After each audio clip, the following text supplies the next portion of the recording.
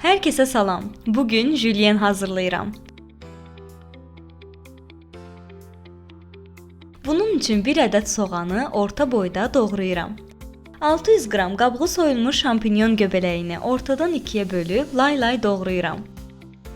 2 ədəd toyuq filesini nazik, uzunsov formada doğrayıram. Tavaya yağ əlavə edib soğanı azca rəngi dəyişənə qədər qovururam. Üzərinə göbələyi əlavə edib gür odda bişirərək göbələyin yumşalmasını gözləyirəm.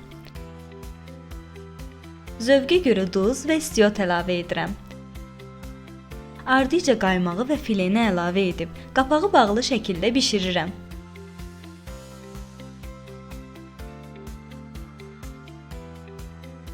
Üzərinə sürtkəcdən keçirilmiş 200 qram Holland pendirini səpirəm. Qapağı bağlı şəkildə pendirin əriməsini gözləyirəm. Bu qədər asan, yemək hazırdır.